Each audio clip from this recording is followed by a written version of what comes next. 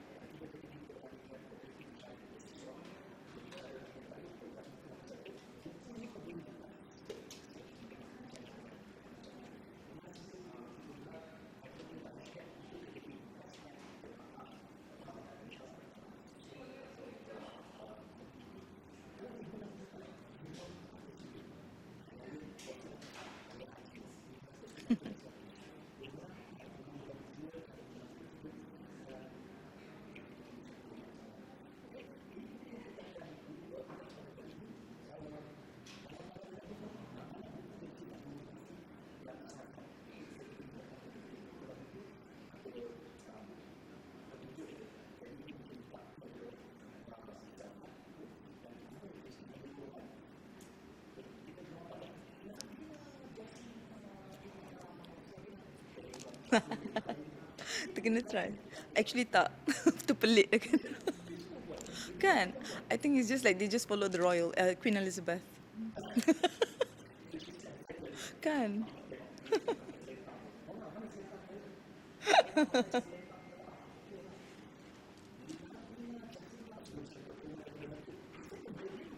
It's a real name. Yes. Kan? So, Lavina is love. Jacinta like cinta. Kan? Ejaan cinta, yeah. So got double love.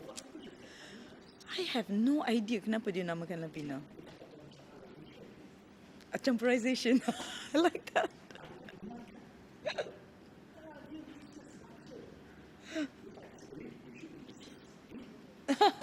Well,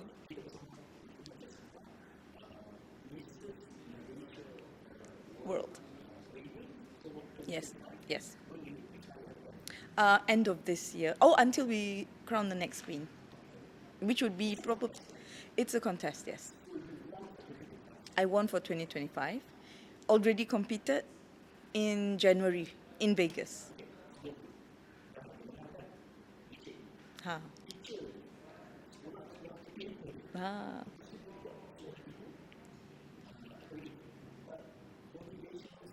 Communication trainer. Ah. Well, I'm not a man. Kan? Question mark. No, tak pernah modeling.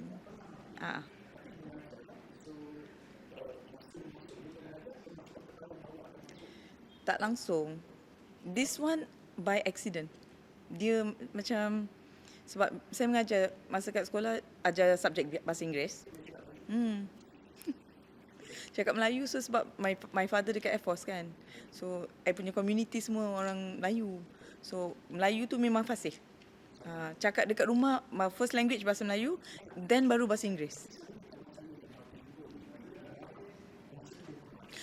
Ya aku punya aku dia keluar aku. Cikgu. So but I think bila you ajar, saya grew up dekat Air Force, pengkalan tentera, TUDM. So like saya punya like all people around me semua Muslim Melayu lah. And then after that bila pergi sekolah pengkalan tentera Muslim Melayu juga. So bila mengajar kat sekolah jadi cikgu pun pelajar majoriti Melayu. Well, Miss Lavina, even sampai sekarang dah kahwin pun, dia still call me Miss Lavina. Actually, I am. I think most teachers, they tend to be. Terpaksa. The PR skills kena. Patient, I think it's a work in progress. Kan?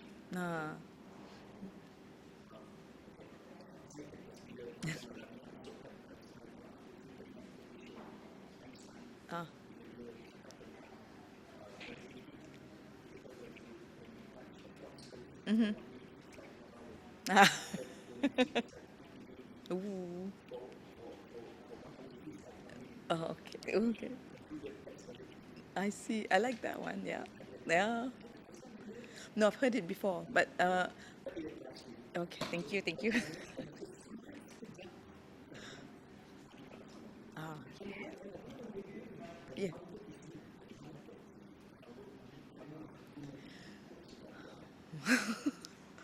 Okay. Okay, saya pilih buku ni. Actually, buku ni I beli tahun 2024. Okay, so but saya baca two different times in my life. The first time I think saya tengah fikir nak buat apa dengan hidup saya sebab I stopped teaching in kementerian in sekolah menengah in 2011. Lepas kahwin lah. Lepas kahwin I stopped and then I went into corporate training. So I ajar like university grads and then we teach the corporate work sector, but we did a lot of like public speaking and communication, business English and those kind of stuff. So but lepas dah ada anak, then everything like you become freelance trainer. So I think I was trying to figure out the next step because I dah macam dah in my comfort zone kan. So then I think 2024 this one sometimes your algorithm sees whatever that you're typing kan. So this book came about and I thought it was like, oh, it's so interesting, The Mountain Is You. So then when I read it, I was thinking what to do. Like I want to take communication because I started with the teaching training communication to pageant girls. So all our Malaysian girls yang pergi like for Miss World, Miss Universe, Miss Globe, diorang, so they would come to me. So I would teach them public speaking for the communication part. So then I was thinking, how can I elevate my brand? So one of the thing is, I've always been a little bit scared to take the next step. So that was when the book came about. So when I read the book, that phase of my life was different. So it was teaching me, what it taught me was like, you tak boleh macam, like sometimes kita self-sabotage. This is not exactly like motivational book. Dia macam instruction kind of book. It's telling you what to do. So yeah. So it was a lot of it like dia kata like kita sendiri self-sabotage. So I realised like sometimes I plan too long. Like I'll be like kira nak cakap perfectionist tak tahulah. But it was more like I planning tu punyalah lama but tak pernah execute. So I'll say like I want to do a training school but I've never done it. I want to do this project. I will start a project but I keep like trying to perfect it and then in the end project tu tak pernah happen. So but during that time, one of the thing that I had to challenge myself is, I jenis like have to do everything I suka with, let's say with my husband. I kena ada people to go with me. Go if for events pun, I kena ada orang with me. So I would never do anything solo. So when I first read the book, I didn't like. It was very uncomfortable. I nak buat apa-apa sendiri. So I challenged myself. So I would start to go for like pageant events. I would go on my own. And the thing is, even though I'm a teacher, actually I need shy kind of person. But so the fear, it's like even in school, I think I feel the kind of fear, when you go on stage because you think everyone is judging you. I've always had it. Even masa mengajar kat sekolah, I was the kind of teacher like I don't like to give speech in the dataran. I memang tak suka. But in class, I feel I'm a different person. In class, it's totally different. Yeah, with my students, with my with my people. But dekat dataran tu I jadi like shy. But this one it forced me like when I went for engagements solo, I also forced myself to network, to meet people, and then you tak boleh just duduk. So I was doing a lot of things out of my own comfort zone kan. The more you buat, the more you realize actually people are really nice. People genuinely want to get to know you, and then like there's a power in networking. And when I read that book, so it changed a lot of things. Doing things yang I tak suka buat, I out of my comfort zone. So but what happened is because of that, it opened a different set of doors, and suddenly I was given the opportunity to become Mrs. Malaysia. So then I read the book for the second time, different phase of life. And then it meant different. So that's why I rasa books are so amazing kan. They depend on which phase of life you're in, dia akan membawa makna yang berbeza. During that time was different. So when I became Mrs. Malaysia tu, I sebenarnya memang was-was nak ambil, nak to go for that because it's not my personality. I mean, I may be very like open and those kind of stuff, but I'm also very shy because I have that would mean do things yang I tak biasa. I have to go on stage. You have to walk a certain way. You have to parade your clothes. Kalau communication I boleh. Nak bercakap I boleh. Tapi benda-benda lain saya tak, macam like you have to do posing or modelling, not my comfort zone.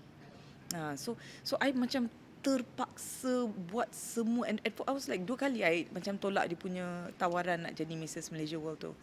But my national director is Datin Harvin, and the one thing I really liked talking to her is like, she's like, I would never force you, Lavina, to do anything, but I think it would be good for you. And then and dia macam tak cakap apa-apa. She's like, okay, today why don't you just do this? So I would do one step at a time. But I think based on this book, The Mountain Is You, the mountain is bukan external factors yang stop you from doing anything. Sebenarnya it's all your internal factors. And these internal factors, benda-benda kecil daripada small, that has made you the person you are. Contohnya kita punya things that your parents cakap, our culture, dia tak bagi you buat benda-benda macam tu. And then like for me also, because I come from even though I'm Indian, I come from a very big, large Malay community. So I'm very careful with the way I dress, cara I bercakap. So I macam like, these are the things that hold me back. Like macam I tak nak buat ni sebab I cikgu, like nak buat ke tak? Like I felt very self-conscious. So dia macam, that is what it means. The mountain is you, it's your fear that is stopping you from doing stuff. And then there's one part of the book that I suka. Dia kata there's many different types of fear kan. Dia kata fear of rejection, dia kata fear of many things lah. But and then I realised there's also a fear of success. Then I was like, kenapa orang takut success kan? But it was so true because that was so applicable to me. Sebab dia kata my fear of success is, let's say you berjaya, that would mean more responsibilities. That would mean you have to be out of your comfort zone doing more stuff. And I'm at a point where actually I sebenarnya dah macam happy sangat. I'm so relaxed. I suka what I'm doing. Dia duduk lepak dekat rumah, bawa anak pergi sekolah, masak untuk suami. I kind of like that comfort zone. But then I realised when you stay in your comfort zone, there's no growth. And that's what the book says. If you want growth, you need to do things you're most uncomfortable with. And then things that you fear, do it. And I macam like, buat je lah. Macam semua benda I tak suka. And then I realised, I kept thinking like, oh, I tak nak buat ni. Oh no, this one is mahal. So a lot of things that we say is excuses that we make for ourselves. And we do it out of fear. And then I realised like what has happened like I only had 2 months to prepare for this. So walaupun I ajar communication to the girls, and then I realised for myself, it was totally different. I'm 46 years old.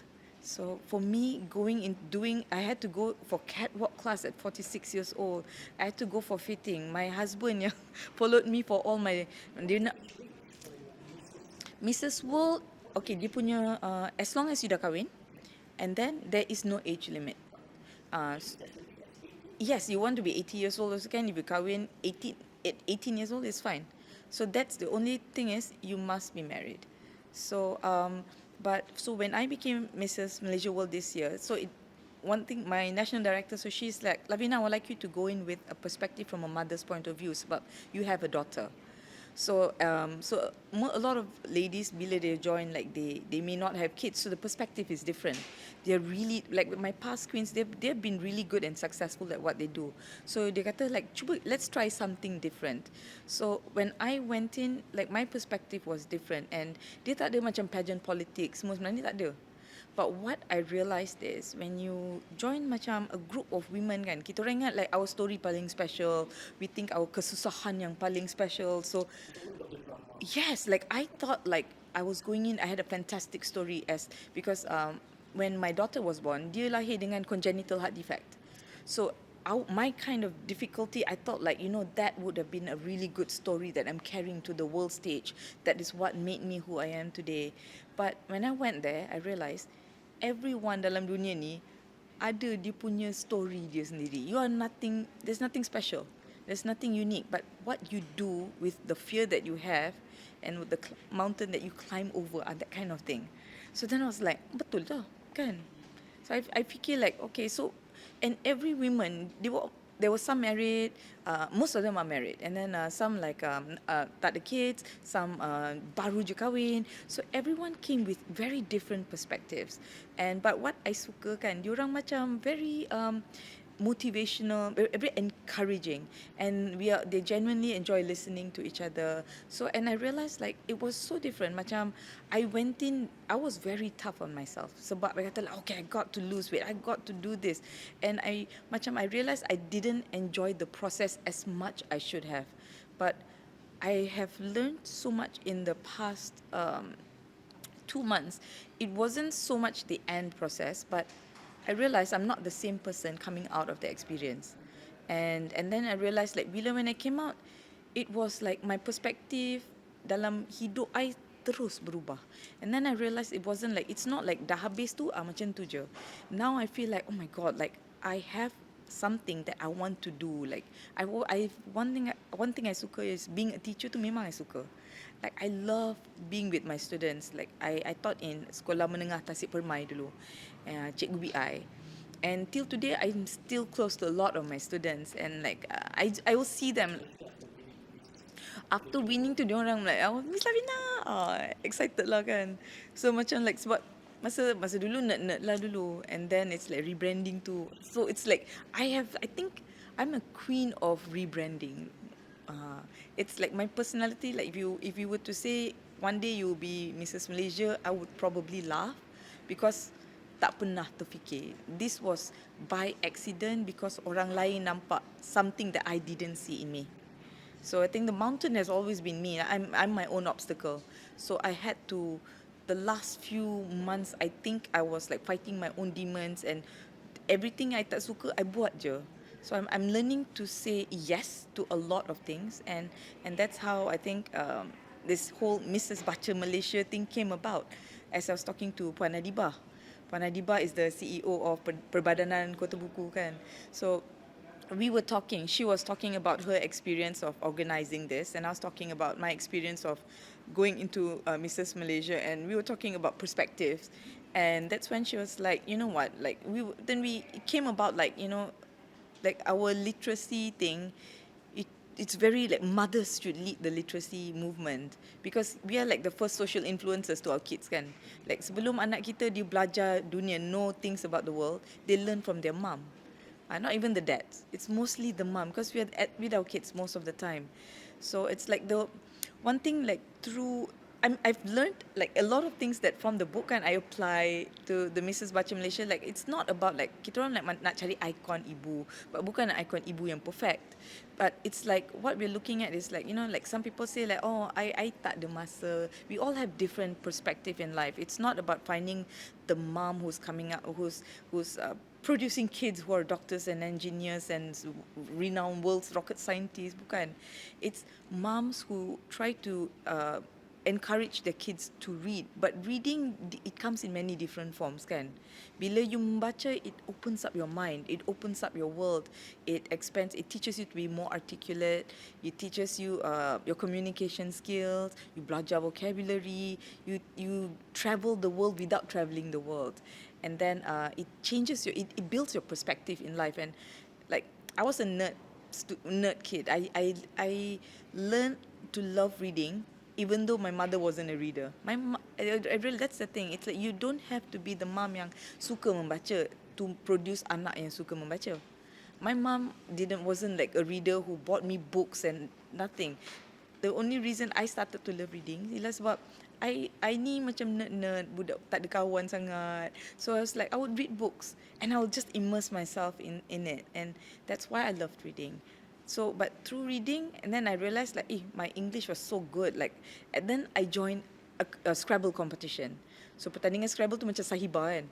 So, I was really good with words. So, and then my father was like, okay, I saw a potential. So, he would send me for competitions. And then I was one of Malaysia's youngest top Scrabble player at 15 years old.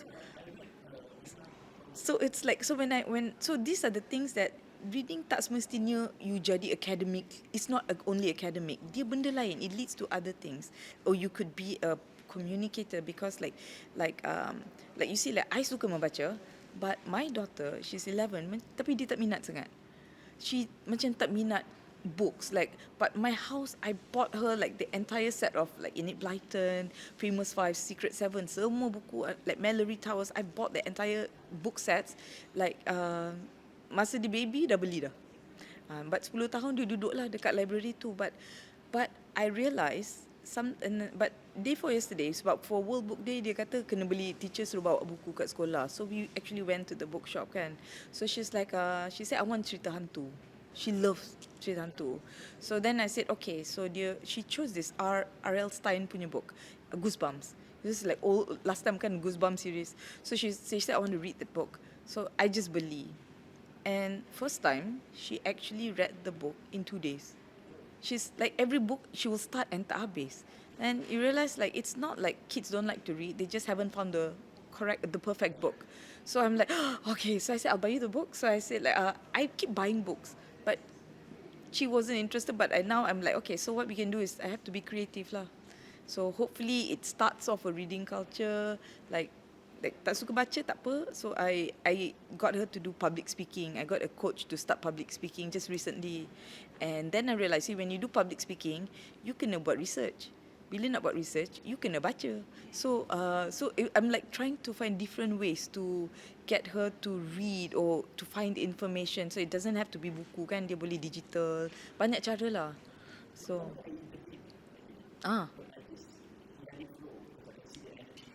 passionate kan? Okay, yes, please.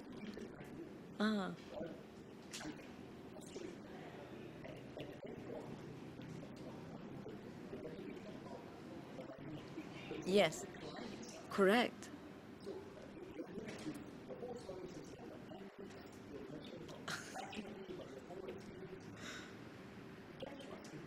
Yeah.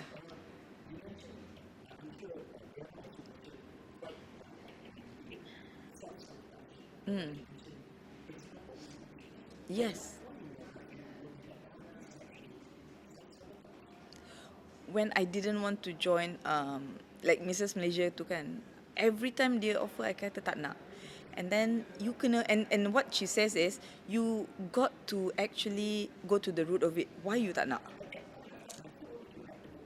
I have read the book, but that was like very long time ago. But so it was like, so the thing is like I dah baca, so I like quotes kan. Kita most of the time we look for quotes and then kita orang like suka simpan or post it online and stuff. So dia kata you got to look and question yourself. Kenapa sebenarnya? Kenapa you tak nak? So I kept saying tak nak. Then I said like, kenapa tak nak? I said dia ada segmen ni ke? Then I said ada. Saya tak nak lah. So I kept saying no. And then you have to ask yourself why. But you need to ask yourself 3 times. Why? So they said, why you didn't want? I said, I'm shy. Then you ask yourself, why are you shy? Then I said, because I'm shy that people would judge me, or I'm shy people would say something about, you know, like, kenapa dia masuk ni, like dah tua masuk ni, this kind of stuff kan. And then you ask why. The third why was right, because when I was a child, I was criticized a lot. I was criticized like benda-benda kecil lah. Dia ni like chubby ke, dia ni macam banyak. And then kawan-kawan lah, like people, you know, when you go to school, budak-budak jahat kan. So people bully you, people say things. We're talking about family, we're talking about relatives, we're talking about kawan-kawan your circle, even cikgu. Whenever criticism people cakap, sebenarnya kita orang simpan tau. And ada dalam kita punya subconscious, back of our minds, it's there. So I realised I didn't want to do a lot of things. It's because I was criticized as a child, macam I tak nak, I didn't want that to resurface. But the thing is, when I forced myself to do this, I didn't enjoy the process. But at the end of it, I think I like the person I've become now. And what has changed is my daughter is seeing me in a different manner. Sebab dulu dia buat ada kerja school project lah. Dia tanya, bapak you kerja apa? Or what do your parents do?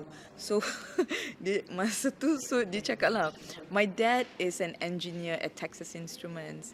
And then so but school project kan, I say, so what did you say? They say like, my mom watches Netflix. I macam like, oh no. So then I was like, oh man, it's like, it's not good. Like I've accomplished a lot of things in life, but that was all she saw. So then So we did so I was like to my husband, nampaknya it's like I have to like tell her that, you know what, there was a lot of things that led up to my moment of being free. Nanti dia ingat tak perlu kerja kan, atau tak perlu belajar, because she just made like, oh, you're so lucky you don't have to study, but she didn't realize that I had the luxury of being now because I studied masa kecil. I have to study, you got to have your degree, you got to be successful, do everything. So now I have the luxury of not doing it. So our thing was we went to London that year. Kita orang lama tak travel lepas COVID kan. So we told my husband, jomlah pergi London. I said, cik, pergi London kenapa? I said, I nak bawa her pergi to my university. So we took her, so we took her to my university, and then St. Mary's University College. So I bawa di sana. I said, okay, so this is where I studied. This is the field I would sit with my friends. So this is the library. This was the chapel. This was the cafeteria. So I bawa her just to tell that I did go to school. I did go through university. And then you treat Telaah like, oh, like, you know, we used to, like, this is how we did our studies. Like, this was the computer lab. That time mana ada ChatGPT ke apa kan. Everything was, you have to be self-sufficient. Everything you got to find it yourself. So we were like, so I was like, you kena bercerita lah. So, but the thing is, then if you look at it in different way, what about the moms or yang, let's say, who didn't do the university stuff? Macam mana you boleh encourage your kids to study? But also if you look at a lot of stories at SPM kan, mak berniaga tapi anak 20 A's pun ada, 19 A's. So for me, when I did this whole Mrs. Baca thing, is I want to tap into the mindset of all these moms. It's not the ibu-ibu kayangan Bukit Tungku yang like literally you can send your kids to all the classes. How did you get your kids to love that reading or to study or to do something without having to go through all these expensive classes? For me, that is my most interesting thing that I really nak tahu. Macam mana these parents do? But because I don't think these parents have the luxury of time duduk and baca dengan their kids. Kan, sebab you have to berniaga. It's not an easy life when you're in business. Because when I taught in sekolah SMK Tasik Permai, the socioeconomic of the students kan, they're all from lower income. So dia dekat mana tau? Kuala Lumpur, dia Langat, Hulu Langat. So it's like the end of Ampang. Atas bukit tu. But you know what? I love that school. And you know, I've met like some of the best students. Like I felt like I'm glad I mengajar kat sekolah tu, bukan dekat sekolah kayangan tau. That school taught me more about myself. That school taught me apa yang I boleh buat sebagai cikgu untuk macam for you to actually love the learning process of things. Sebab learning macam banyak ways you can learn kan. So like contohnya, because I love that school because like for them everything I buat macam benda baru. I buat like we do choral speaking, benda baru. When like how I got them to like some of them to read Harry Potter books tau, because for English lesson kita orang I would actually put Harry Potter movie. So I had like, we literally watch Harry Potter movie and then we would do literally literature analysis. Yes, because I have to teach, literature was part of it kan. So I'm like, okay, so today we're going to do characters kan. So we watch Harry Potter, tanyalah, who are the main characters? And then you see what is the plot of the story, or summarize, or then we would like do this kind of stuff. And then it's like, they don't realize they're actually learning. So it's like there are many different ways yang kita boleh buat learning tu. Yeah, oh my God, they loved it. So and then it was like, and I think, you know, the thing was like a lot of them, they thought like, oh, kita orang tak ada BI cikgu. I said, okay, so how do you nak cakap pergi toilet, cakap macam mana? Then they could say the sentence. Then they said, how you nak pergi, kalau nak, let's say you nak keluar kelas, cakap macam mana? So they say, I see you do have the vocabulary, okay je. But just sometimes we are afraid to communicate. So the thing is like a lot of the students kan, like, macam I like when students are hardworking. So you tak perlu dapat A. It's okay, but you try lah. So reading it.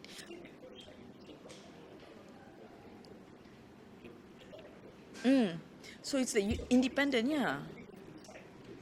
Betul. And I think that was it. It was like when Datin Harvin was like, she was like, you buat sendiri. Like you do it yourself. I would like, sometimes I'm like, oh my God, I wish I knew what to do. There was a lot of I wish I knew what to do moment. But I think the fact that she allowed me to make decisions, make tough decisions, that has actually made me a better person. Yeah, yeah.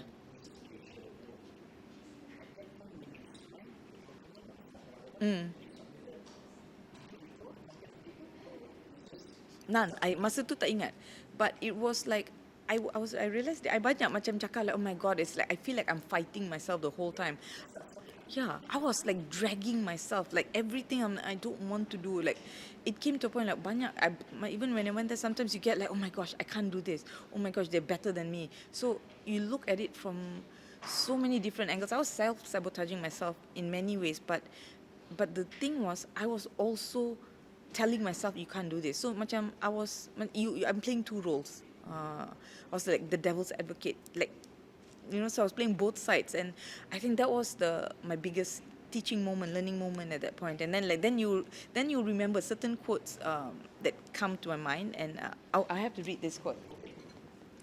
Dah tanda dah. Tak apa, tak apa. Okay, so this one is something that I love, and I think that it was something that I wrote down. It says, your new life is going to cost you your old one.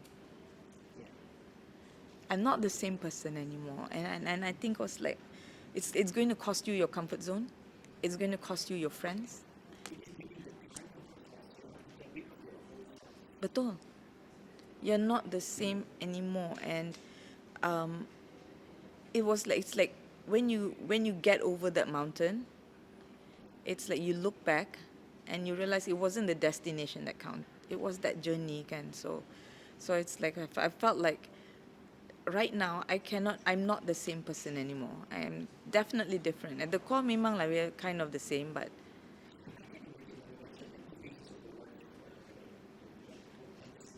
yeah, yeah, it's different, kan? At the second thing, so I was also, because like some like now tak ada masa, so what I do is also like I was listening to the audiobook. So I was playing it, and my daughter was in my car. Yes. So I've been like driving, like the day I was like driving my daughter for gymnastics. So I pasang lah dia punya podcast tu, because like I need to refresh apa yang I dah baca kan. So I was like, oh my gosh, yes, I've done this. Oh my god, that is so true. So it was a lot of yes, that was so true moment, because I realized bila dah habis tu, now when I look back, I was like, I asked myself how I did it. So, but but again, it's the process lah kan. The process is the one that changes you.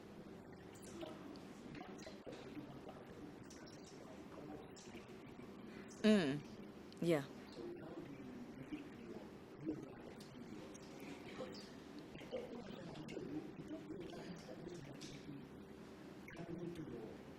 Yeah. Yeah. Yeah.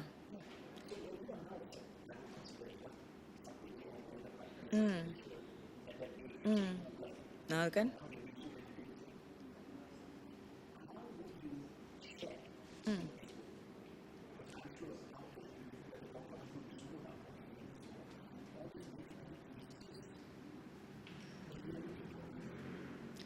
Actually kan, one thing I realised, sebenarnya kan, bila orang tu negatif ke apa kan, this is something that you have to remember. It's like everything in life is character building.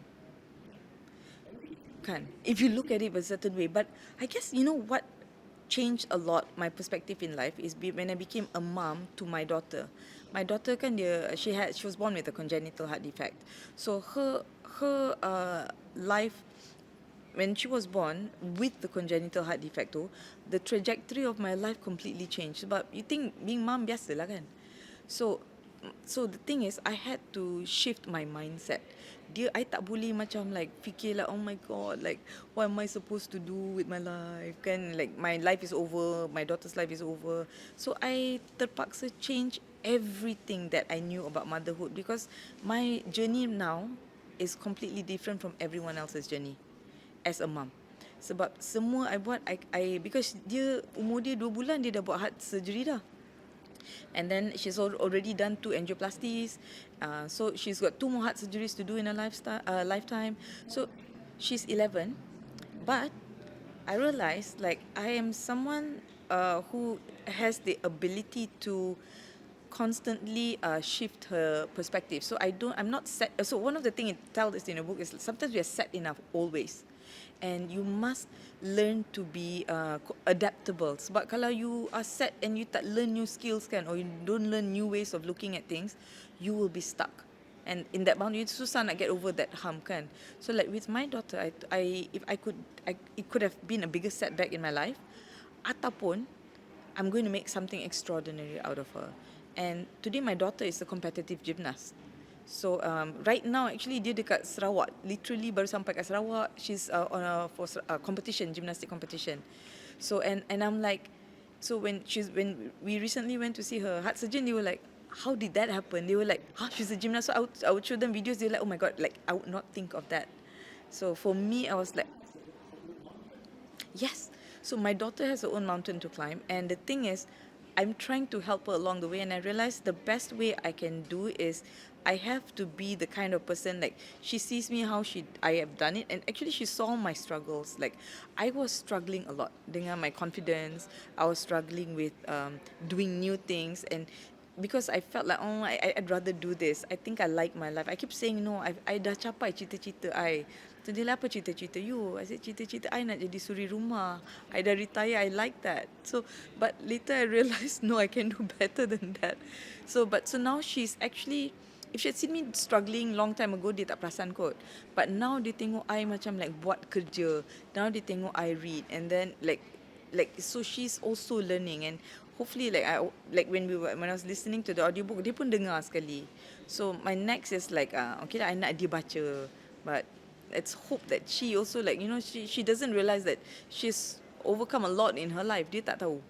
But as a mom, like how I can help her is like, you know, I have to make sure I read, or I in self how do I say, educate myself. Cara-cara I kena belajar lah. Kalau tak kesian anak kan.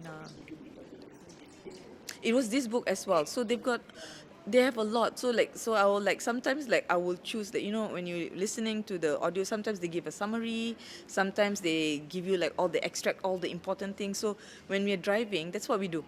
Like a book review, you can, it's nice to hear. So I would love to hear yours as well.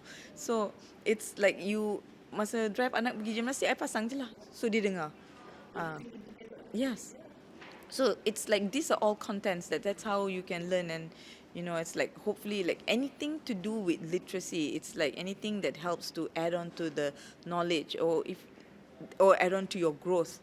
I try to do that. And you know, I think being a teacher helped me a lot, being a mom, and being a teacher and a mom helped me with my whole Mrs. Malaysia world punya process. And then I think I've been fortunate because I met a lot of wonderful people kan. Jadi this Mrs. Malaysia, it opened up a lot of possibilities. I'm meeting a lot of really nice people, and a lot of people who are like, I'm meeting more amazing women, and I'm like, so I felt like this is like, you know, it resonates with apa I suka. I love education, anything with education that, because I cikgu, and then because I dah anak, I'm ibu, I feel like one of the best things that we can do for our children kan, we have to build their character. Sebab our generation, I don't know how old are you, Syed? How old are you? Oh, okay lah, lebih kurang lah, same generation kan. About 10 years. So like, but our generation is kind of the generation that developed this digital world for our kids, and then we complain.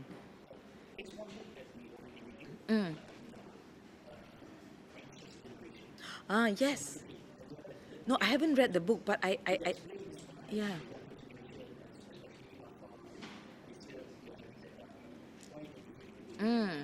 Betul. Correct. And we are the ones who created that world. Correct. So we need to, so the thing is, what we need to do as parents, but especially as moms, I'm coming in from the mom perspective, we need to teach them, like we already created the world, teach them how to navigate that world. So that is the best thing I can do. Like I noticed, like my daughter, diorang generation, it's like it must be very fast paced kan. Everything is fast because it's like everything is short. So the attention span is different. But they're very bright student. Like I think at the age of 11, she's smarter than me. At 11, I tak pandai banyak main masak-masak. Benda-benda macam tu je lah. Yeah. Mm.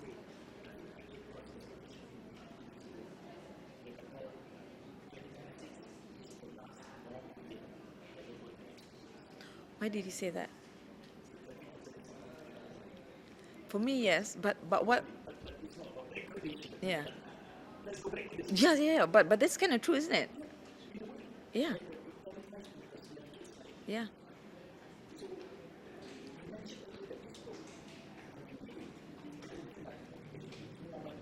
Macam buku kerja step by step. Dia bagi tahu macam tu.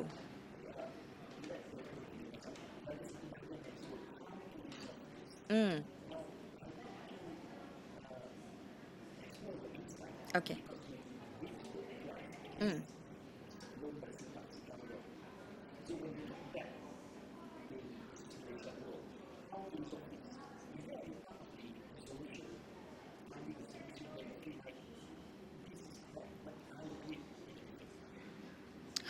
Okay. Like okay, so for me, I think some of it like you how do I say how I resolved it was you don't like I don't analyze super analyze everything because they did say that you have to look at your feeling don't think so much about your feelings. You got to understand what was it that led you to this moment kan. Sometimes I feel like bila kita they also say something like you've got to be able to talk about your self truth and all that. Okay, so I'm someone who I don't like it when people say like, oh, this is my truth, because there's only the truth. When nowadays a lot of people say, oh, it's like I'm being authentic, but what if your authentic self is not a really nice person? When they say, oh, I've got my truth, that means dia punya version lah, version dia yang bagus kat kepala dia, that is my truth. So people have already distorted everything according to their own like version of events. I feel that. So like for me, I say I am like you don't have to always talk about your self truth kind of thing. You don't have to go too deep into everything. Sometimes I feel kita kena put on the horse blinders and just do. I just like you tak boleh macam I feel like when okay, so let's say okay, let's put that into like a social media context, and when you have negative comments, if you go too detail or too much into it kan, it affects your mental health. So I've learned to like put on the horse blinders, just buat dek je lah. Tak payahlah, tak payah tengok, tak payah baca. So like I don't like to go too detail or too deep into it. But what you need to know is you must have self-awareness. And that's what the book wants you to. You must have self-awareness. But some people tak sedar diri kan. So everything it's a blaming culture. Actually, you don't know. And we have a blaming culture. Kalau everything you do, yeah. And then it's like with a generation, everything is like, oh, you're causing me mental health, It's like, it's my truth. Kan? Yes. I'm s- correct. Is I'm so anxious. It's like tu lah macam like they gunaing they're using all these words, and I'm like no, what this I feel like what I would do is like this book is like, yes, the mountain is you, but I would do is like you need to teach your kids to be mentally strong. Rather than like I don't like to focus on mental health, because sometimes kan now if we talk about mental health kan, people dah fikir lah, oh, my mental health. You cakap apa, I'm so triggered. My daughter sikit, I'm so triggered. Sikit-sikit I'm triggered. You cakap ni, I'm so triggered. I'm like, tak pernah masa my parents you cakap, cuba you cakap. Kan? So I feel like we shouldn't focus on mental health. We should focus on mental strength. How can we equip our kids to be mentally strong? That's why I feel like macam reading culture ni sangat penting. Teach them literacy, and then it's like apa-apa cara lah you boleh anak you nak baca content online, it's fine.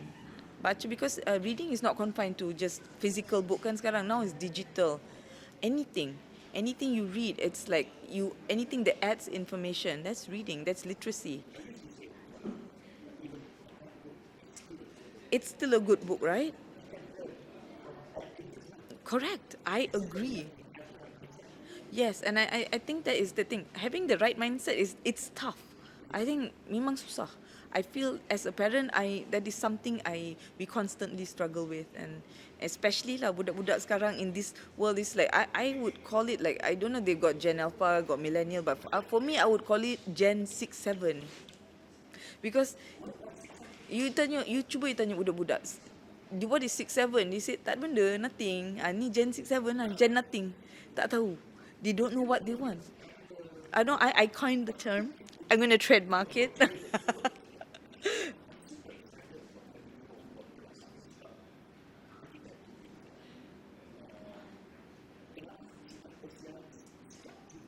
Mm.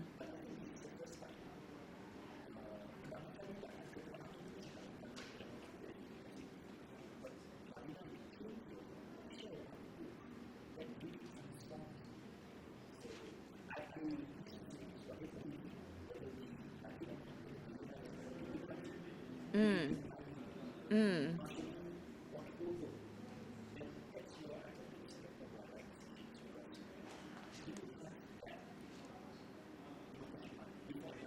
Mm. Yes. Yeah.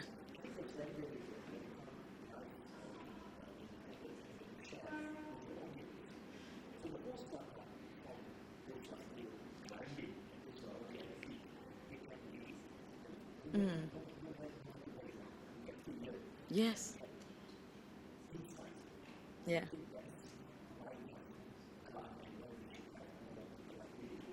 Oh, thank you. Oh, I would love to. Yes, why not?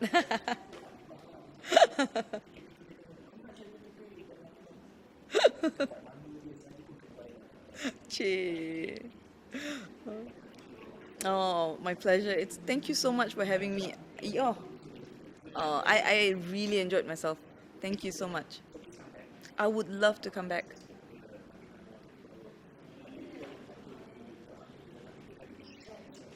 Best. Sebab cikgu kan suka bercakap. Okay.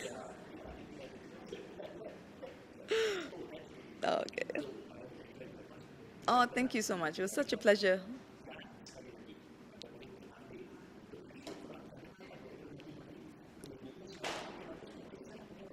Boleh boleh. Betul lah, suka.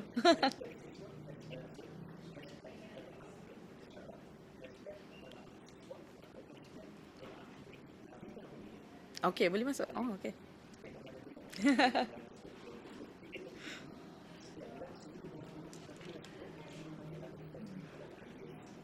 Okay. Oh, the best. Oh, boleh kan? Boleh je. Okay. Miss Reed? No, tak boleh sebab Miss Reed is a clothing brand. Mrs. Okay, nanti dia ingat clothing brand for yang kahwin. Thank you so much for having me.